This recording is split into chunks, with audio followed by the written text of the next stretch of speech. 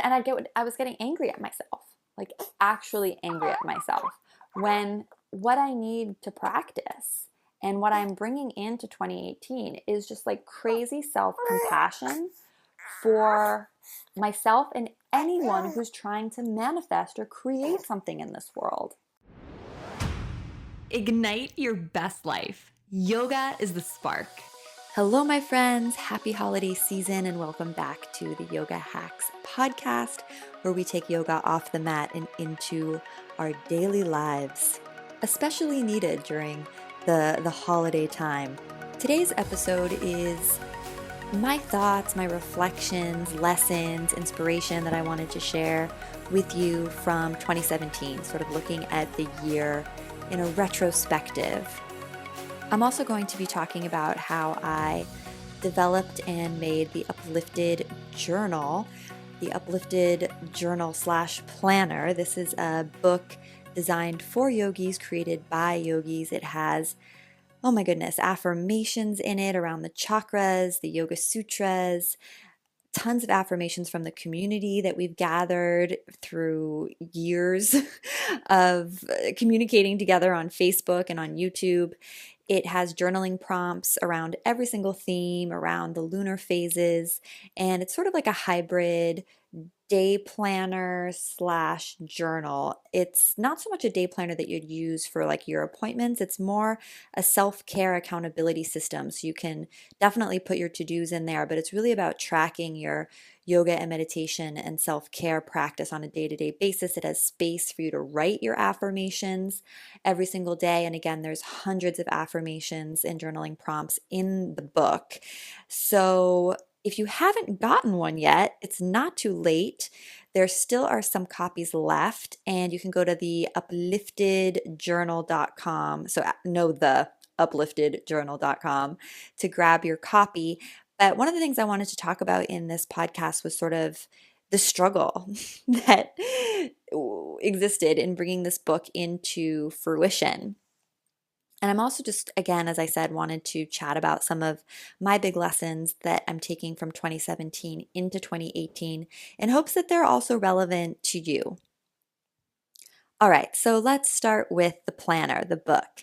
So this all started, I want to say 2 years ago, maybe even more, when I put up these sample pages, like downloadable journaling pages on my website as like the ideal sort of day planner accountability system, like the day journal book that I'd want to have with me at all times. And it had a place at the very top of the page where I check mark off that I did yoga, that I did meditation, that I did my journaling, and then a couple boxes that I could customize, like things that I just need to make sure I do every single day that's really important to staying aligned and calm and zen. And then there was a space for me to write what yoga practice I did that day, maybe take some notes.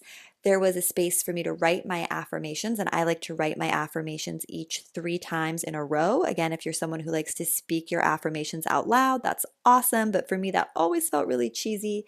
And I love writing the affirmations, and I find that writing it 3 times in a row, I don't know, it really fuses that mind-body connection for me. So I always have 3 affirmations that I'm working with that I write 3 times each day. So there's a space to do that. And then, I wanted like a space to just kind of jot down some notes for the day, stuff I was thinking about, sort of kind of to mind dump, I guess, some things that were maybe vritti, mind chatter that I didn't need, just throw it out onto the page. And then I wanted a place for my to-dos, like practical things to write down, and of course a place to check mark them off. And I wanted a little place also to reflect on the day, kind of write my vision for the next day so I could live a really intentional life, and a little place to also just note what I was grateful for that day, just to focus on gratitude, because every study, and as yogis, we know in our heart that gratitude is really the bridge from a bad mood or sadness to happiness. So I just really wanted pages or like a day planner that had this format. And so I put them up I designed the page and then I put it up as a download on my website, and people downloaded it, and the reaction was super positive. So thank you if you were one of the early people who downloaded it, and I refined it a couple times. Those of you who are in the Uplifted membership and Uplifted community, you know that we talked about it on some of our live calls. You guys gave me great feedback on the pages, and I kept honing it and making it better over time. And it was always this dream of like, oh, could this be a real book? Like not just something that you download and print out, but like a bound, beautiful book. And again, those of you in the Uplifted membership know there's a private podcast in there where there was the potential that this could be a book with a big publisher or with a like kind of like a book deal type situation. And there was a lot of struggle and back and forth around that, excitement and not being sort of sure what was the right path. And ultimately, the way it all turned out was that I decided if I wanted to do it, I wanted to self-publish it so I could have total control over what the book felt and looked like. Because to me, a book like this is something that's like sitting next to your yoga mat. It's a part of your daily life. It's a part of your daily routine, and therefore it really needs to be beautiful. It needs to feel beautiful. And I'm definitely a control freak perfectionist. So I wanted to have complete control over the book. While if I partnered with anyone else or a publishing company or something like that, I wouldn't have total control about whether it was spiral bound, let's say, or what the cover looked like, or the thickness of the paper, all these things that I knew would be really important if this book were to be birthed into the world as a physical being. So I have all these great intentions for manifesting this book, and at the same time in my life what's happening is I am very, very, very pregnant, and everyone kind of tells me I'm insane if I try to pull the book together or make it for this year. And again, it's a journal hybrid planner. The dates are not filled in. You can fill in the dates at the top of each page yourself, which is always how I like to do it, because I have so many planners lying around where I just don't use the planner that day, and then it's just a wasted day and a waste of trees. So it was really important to me that the dates were, that you could fill those in yourself, so there was no wasted space. So again, it is sort of like an evergreen, planner that you can use anytime throughout this year. But of course, I wanted it for the new year because people are excited and they are thinking about getting a planner or a journal during the first of the year. That's just what makes sense. So I'm very pregnant. I've never made a book before, and my deadline is really, really tight because I was so unsure about whether the book was going to move forward and exactly how that was going to happen. I lost a lot of time sort of exploring a bunch of different avenues, that when it came time to say like, okay, we're going to pull the trigger and self-publish, that it was really late in the game, like much later in the timeline than, like, again, any normal person would be like, we'll just do this next year. But no, me being the crazy person that I am was like, no, it has to happen this year, because I really, really wanted the book. And I felt like it had been years already, because I think it's been at least 2 or 1 where people have been asking for the book. I've been excited about the book. I mean, bottom line, I just really wanted to use it in my own daily life and daily practice. And one of the big lessons that I always want to share, but especially want to share as we go into the new year, is this idea of getting into action. You always want to get into action around your dreams, because even if it doesn't go perfectly, you're going to learn so much along the way. And in my book, getting into action is always better than doing nothing. However, it often brings a lot of unexpected challenges, which is what I'm going to share in this in this episode. So, to back up, one of the things that's very special about the planner, and that was really important to me, was that it was made and really touched by people who cared about it, like that the book had good energy all the way through. So I didn't want to like outsource to China like most people do when they manufacture a book like this. I really wanted to use like a family run print shop where I felt connected to the people who were making the book, where I felt like I could trust that they had the same vision, that they knew how beautiful this book had to be, because it's not just a book, it's like your journal, and it's part of your, hopefully your daily yoga practice, sitting by your mat or on your kitchen table like every single day. So I really wanted to have the right values with this project.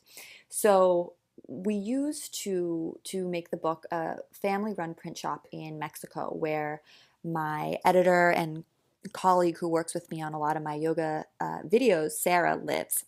And her family was very close with the printer, and she really was able to get them on board with our vision. And of course, she speaks Spanish, so there's, a wonderful relationship there, and I just felt really good about them making it. And a big question was always, how are we going to get the books from Mexico to America? Because the printer we worked with exports books, but he exports books to Europe only. He's never brought books into the US. So it was sort of part of the deal we made with him that we would take care of getting the books to America. He didn't have experience with that.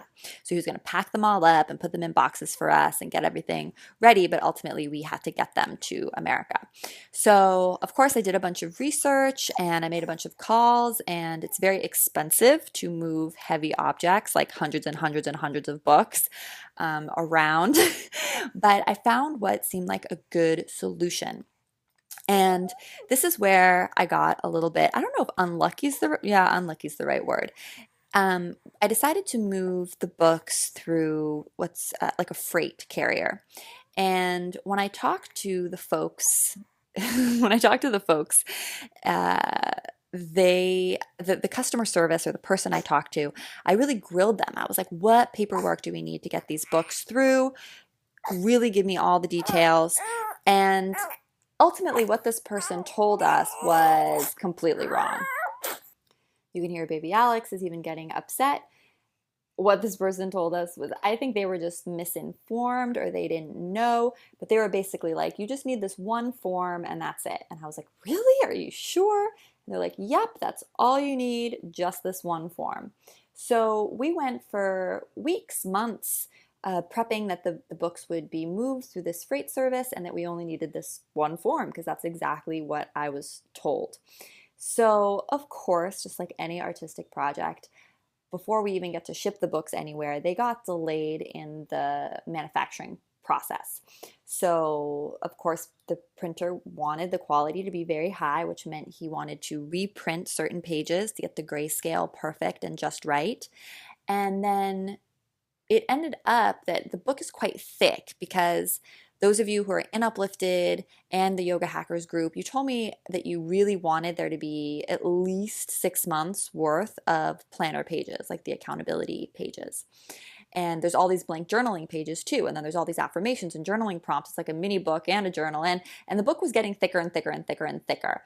And because I'm not down there in Mexico, I didn't understand like how thick the book was getting. And it's a good size, but apparently in order to bind it, a very special kind of spiral was needed, because you guys also told me you really wanted the book to be spiral bound, which was important to me as well.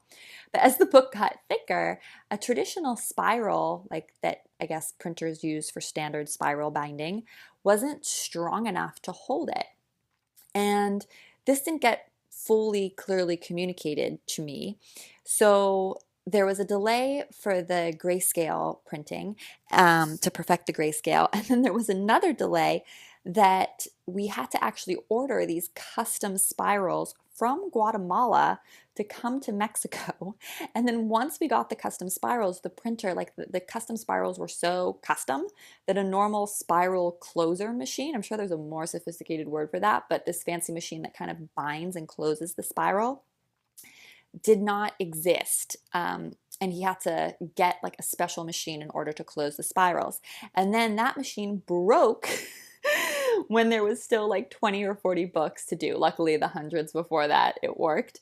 But anyway, all of this resulted in lots of little delays, which was very stressful for me, because I really wanted the book to be, with me and being shipped out to everyone much earlier than it actually did. And it's sort of amazing, because a lot of you got the book in time for Christmas, and I think everyone's going to get it in time for New Year's, or if not, like before Jan 1, like right around that time, some of the international people.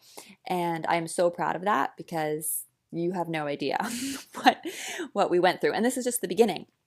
And I'm sharing this because, again, I think a lot of times we're afraid to get into action, or we look at other people and we're like, oh, like it's so easy for them.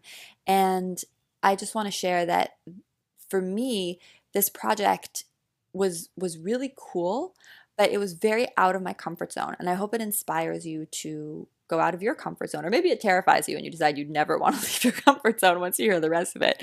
But I'm someone who's very comfortable making videos, right? That's what I do on YouTube. It's what I do inside the Uplifted membership. I'm very comfortable doing podcasts. I'm very comfortable with technology. I run a whole online teacher training where we use technology in some really cool, complicated ways. But making a physical product was something I've never done before. And it was really intimidating. I'm so proud of myself that I got into action around it, but I want to share the behind the scenes because it's been crazy. So, so delays with the book, right? And then finally we get all the books to Sarah, who works with me and is amazing. So we have the books from the publisher. We're all ready for the freight service to come pick it up. And the person I talked to at the freight company tells me something so completely different than the first person I talked to. In fact, it's almost like I'm talking to a completely different company, even though it's the same company. And they're like, no, the person you talked to before has no idea what they're talking about. You actually need these like 4 forms, and you need a customs broker, and it's like very, very complicated. And now I'm like, oh my gosh, like finally we have these books ready, which we've been waiting for so long, because there's been so delayed. And now I'm finding out that all this shipping stuff, which I thought we had in the bag, is actually way more complicated than I thought. So we start doing all this research into how we can, get these forms and figure it out. And it's a total nightmare. And I'm contacting some different customs brokers, and then we make some really good progress, and we find someone who's really great and wants to work with us and understands the project and understands that it needs to be done ASAP. And then we find out that we need a customs broker on the US side and on the Mexican side. So we actually need 2 different people, and they need to be able to work together. And again, this is all happening over the course of days, right? And so many phone calls and so many emails. And once I find that out, I'm just like, no, I do not trust this freight company anymore. This is getting so complicated. We are flying the books to America. It's going to be way more expensive, but it's just it's the only option at this point, because again, like if we had been told the correct information earlier, it would have been fine, but we hadn't. And even so, it's like a very complicated process. So I decide we're flying the books in. Done. Now again, we're talking about hundreds of books that are so heavy. So getting pricing that's remotely reasonable for flying the books is extremely challenging. And luckily, through a bunch of negotiation with FedEx, I get a rate that can like kind of work for the project. So thank goodness. And they give me this rate, and I'm literally like almost crying on the phone with this woman who helped me negotiate it, saying like, thank you so much. And she's super sweet, and it like looks like everything's just finally going our way. So, so she says, to get the boxes, you need to print out labels, like FedEx labels for boxes.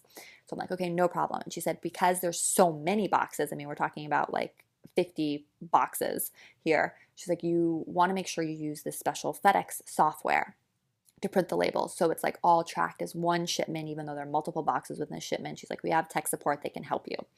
So now I need to download this software. And I'm like, you know what? This is great. I love learning new software. I love, technology. I can handle this. So I go to download the software, and it doesn't download. And I'm like, that's really odd. And very quickly I find out that this software is only for PC computers. It's not for Apple computers. And I use a Mac. All the computers in our house are Macs, including Sarah's. So I'm like, what do I do? And then I remember that my husband has, because he's a total nerd, he has a PC computer that he keeps in our garage. But it's a desktop, so it's huge. I mean, it's not like a laptop that you can carry around. And it's winter. And our garage is, well, a garage. It has no heating. It's, dark. But I go out there and I start messing with that computer and I get the software to run. And of course, the software is so complicated and confusing. I mean, it's for like massive, massive commercial companies that are printing like thousands of FedEx labels. So I'm learning the software. I'm breastfeeding the baby. We have our in-laws staying with us, and I'm like running back and forth into the garage wearing like my ski gear the whole time, basically trying to figure out how to get these labels going. And I finally sort of figure it out, and tech support's talking me through everything. And then we realize that the system can't process, because the way they wanted me to process it was like a return, because it was like a shipment that was coming to my FedEx account in America. So like you have to process it as a return, but you can't do more than 25 international returns at a time. And of course, I have 50 boxes. And the rate I was quoted was like for all of them together. So then I have to go back and tell the rate people like, hey, your software actually doesn't let me have this shipping rate because there's like this software, I don't know if you'd call it a bug or just programmed in, that you can only do 25 at a time. So they're like, well, if you can only do 25, like that's a completely different negotiation. Like we need to renegotiate everything all over again. And like the original woman who I talked to was totally gone.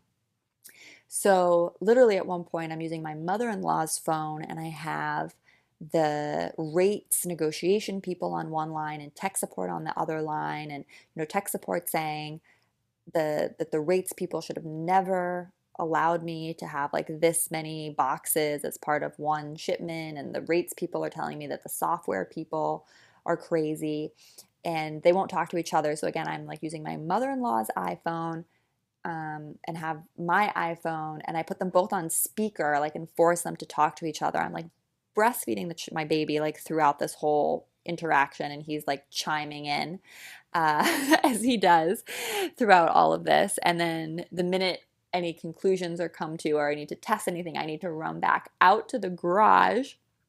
The whole thing is just hysterical. And as I was going through it all, I was like, this is going to be so funny in retrospect, like one of those things that you're going through and you're just like, why is this happening? And I especially felt frustrated at moments because the reality is like this planner, like manifesting this book, this isn't a money maker for me or my family or my business. I mean, it's just a passion project. If anything, we're gonna break even, or it might even be at a loss, like who knows after all we've been through. But I was just really passionate about putting this book into the world, but I just had no idea, how much I was getting into. So, long story short, I have to renegotiate for like a 25 and 25 shipment, and we get the labels organized. Sarah prints them all and puts them on the boxes, and then we find out that we filled out some of the customs information incorrectly because tech support told us that we could fill out the customs information as if it was just like one giant shipment.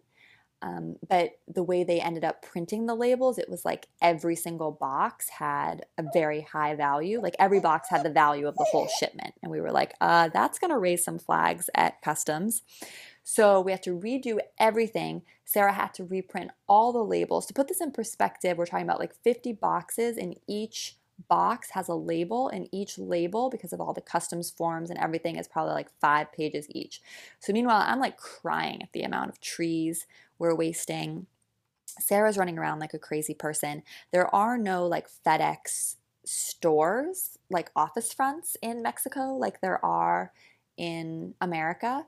So even to get like the clear labels to stuff stuff the labels, like put the labels on the box. She had to like jerry rig and invent all this stuff.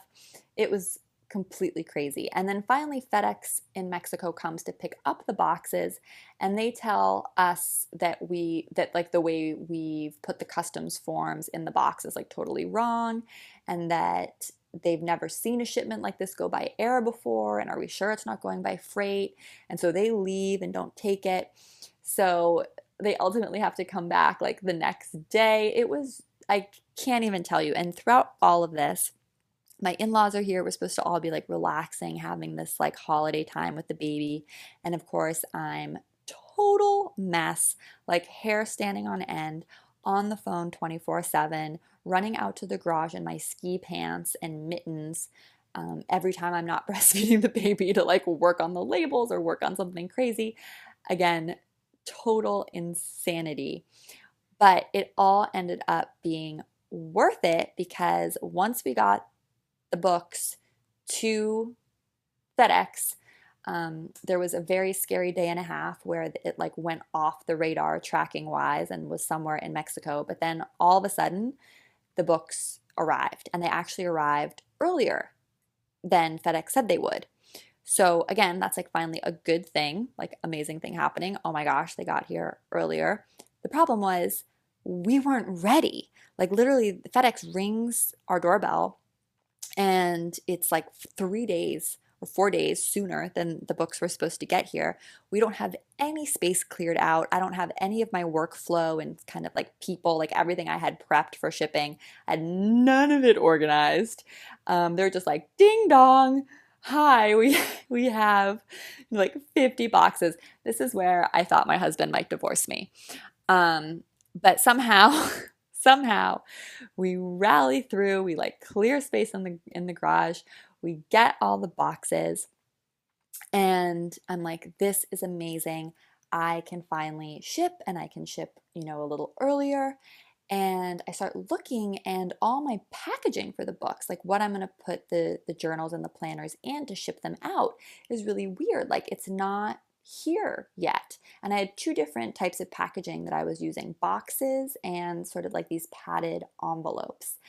And the padded envelopes were supposed to be there Monday. So, and again, the books ended up arriving on a Friday. So I was like, okay, I'm sure they'll get here Monday.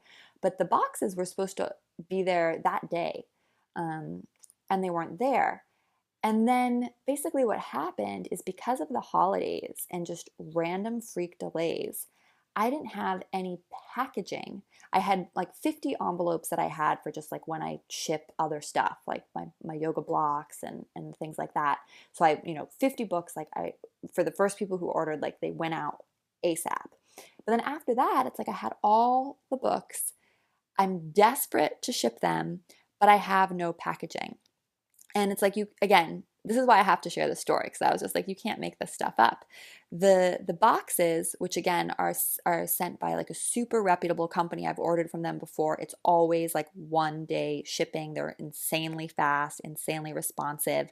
Their thing on their tracking is just like delayed, unknown, or it was saying like out for delivery, and then at the end of the day, it would just be like delayed, unknown. So I'm calling them, trying to figure out like where the 200 boxes are that I need for these books. The envelopes, which were supposed to be there on Monday, just start saying like unknown arrival. And again, I order from this company all the time, never had a problem. Everything is just totally delayed. So I have all the books now after all this and no packaging. This goes on, and eventually I get the boxes, and then eventually 2 days later I get the envelopes, and then everything went out. But this is the story of how it can be challenging to manifest things. And if you haven't listened to the interview I did with Anodea Judith, who is an amazing expert on the chakras, she talks a lot about this current of manifestation, how we think manifesting should be easy because we're excited about a project, but the reality is manifesting is often really, really hard. And one thing my father said to me throughout all this, which was very helpful, and I share it with you in case you're ever going through some kind of logistical nightmare like this, is that he said, you know, you're learning so much. You're learning so much. And it really doesn't feel like you're learning anything at all when you're like wearing your ski pants in your garage, listening to like your baby crying who needs you to come back into the house and feed it, surrounded by like all these books which you like paid to get to you faster and now don't have packaging to ship out. Like you don't feel like you're learning anything. You just feel crazy. But looking back in retrospect, I agree that, you know, I have learned so much through this whole experience. If I ever did it again, it would be a cinch. It would be so easy. But it's like always that first time that things are really hard. And I think a lot of us tend to forget like how hard it is to do something the first time. And this comes back to the real moral of this podcast, which is about compassion. Compassion for yourself when you're in these difficult moments, because I was totally beating myself up. I was like, why did I take on this project? Why did I take on this project during the holidays? Why did I take on this project with the newborn? Why did I take on this project when, you know, I don't even need this project to make a living or, you know, take care of business and my family? It's just like, why am I doing this? It's causing a lot of stress. But and I was getting angry at myself, like actually angry at myself, when what I need to practice and what I'm bringing into 2018 is just like crazy self-compassion for myself and anyone who's trying to manifest or create something in this world. It is not easy to take something from nothing, from an idea, to a physical, real product in the hands of hundreds of people. I mean, I have such newfound respect for any entrepreneur that is dealing with physical goods, like mass production of physical goods and shipping and international shipping and all that kind of thing. But this is really relevant for all of us because we're all trying to create something, right? Maybe you're not trying, maybe you're not coming out with a journal, right? But you're trying to create something in your life, right? Maybe you're trying to change jobs. Maybe you're trying to create the perfect relationship or find your soulmate. Maybe you're trying to start a business or just create a family, create the ideal day, or optimize your happiness in some way. And anytime we're manifesting, there's this tendency to beat ourselves up, just like I very easily slid into when this project wasn't easy. And I was criticizing myself about why I took it on. I was so angry that I hadn't thought out or hadn't seen all these pitfalls coming, when the reality was like I did everything in my power that I could, and it actually turned out that everyone is getting their planner without any big delay whatsoever. We need to practice self-compassion. And I think this idea of self-compassion is so hard. Like it's so easy to have compassion for someone else, but we're so hard on ourselves. And this hardness on ourselves, my hardness on myself, is something I really want to leave in 2017 and not bring into this new year. And I want to invite you to do the same. If you're creating anything, and again, it could just be like you're trying to create your ideal day, create a good family environment for your kids, or again, maybe you're starting a business, changing a job, have compassion for yourself, because manifesting is hard. And Uplifted members, we have a podcast, a member-only podcast called Manifesting is Hard. That's really fun. And you have to pat yourself on the back and focus on the positive, and know, like, even when you're going through that hard time, that you're learning.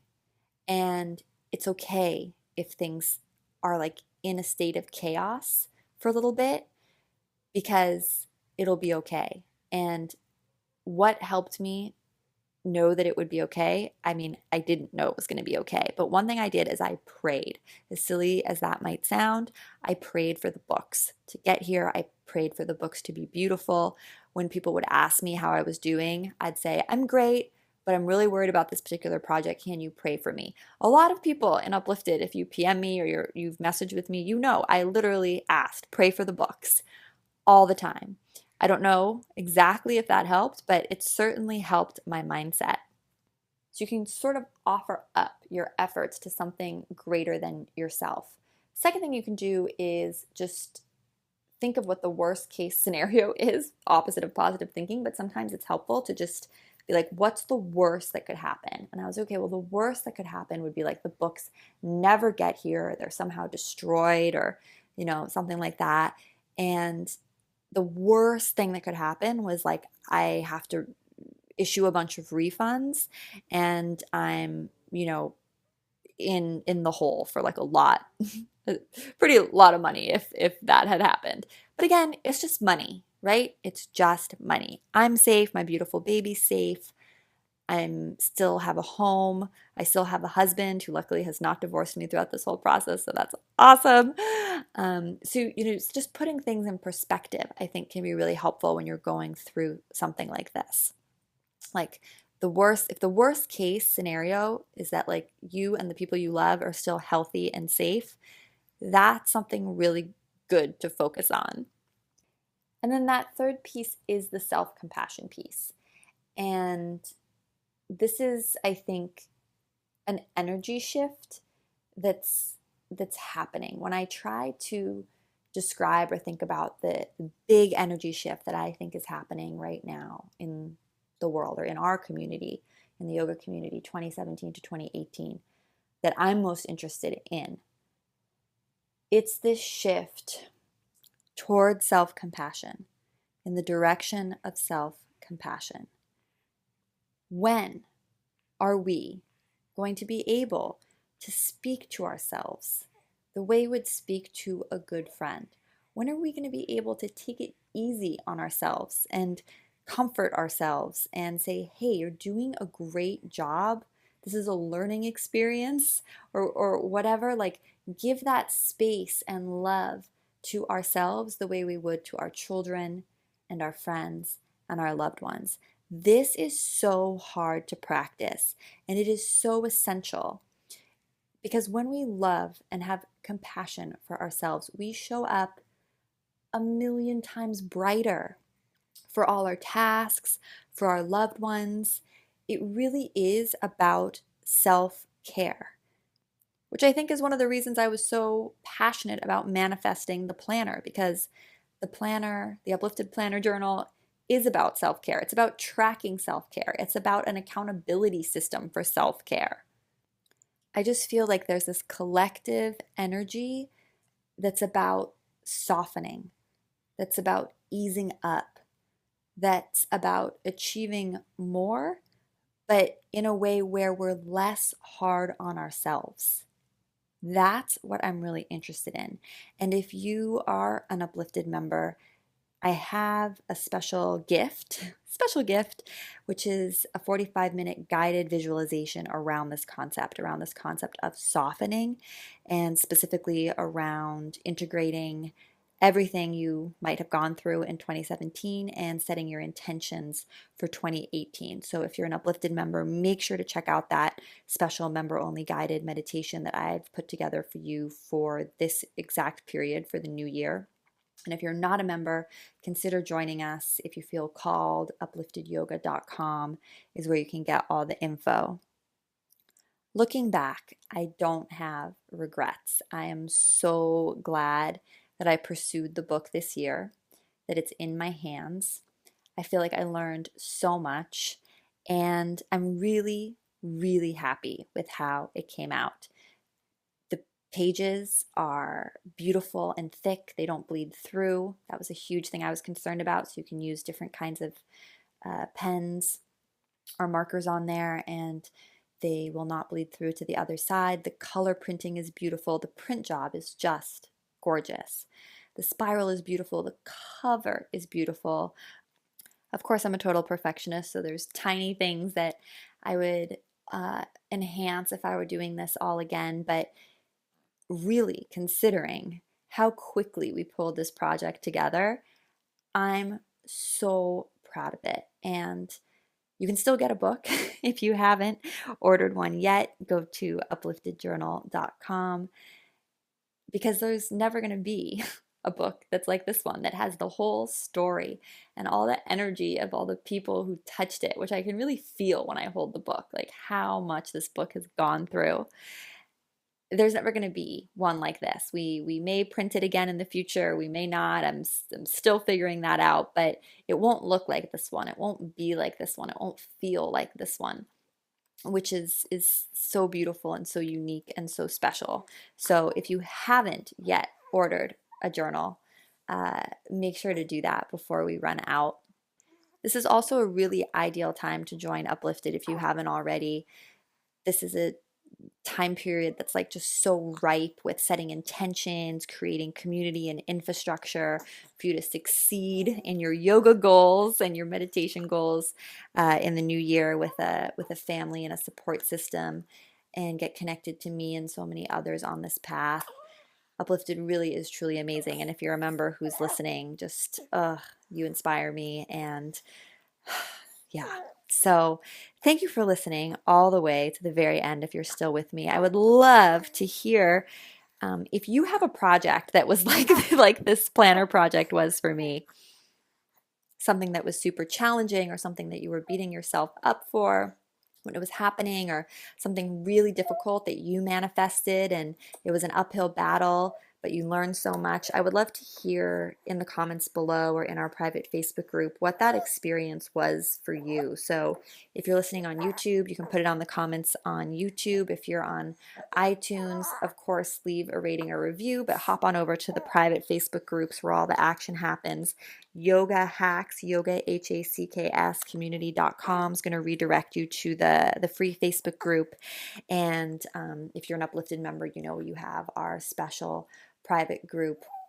And it's been so fun seeing all the Secret Santa stuff that you guys put together for this year. I'm so grateful for our community and that I feel comfortable just like sharing a story like this. I think that's another thing I really want to bring into 2018 is just more authenticity. I think especially since having the baby, I've been more self-conscious about maybe getting in front of the camera or recording a podcast if I know he's going to be like making noise, like little noises like he is right now during it. And, you know, I just want to step into total pure authenticity and share from my heart because that's why I'm doing this. I love this practice. It's been life-changing for me. And every time I hear a story where someone says they've been touched by the yoga practice or by doing yoga with me, it just makes it all worthwhile. It really, really does.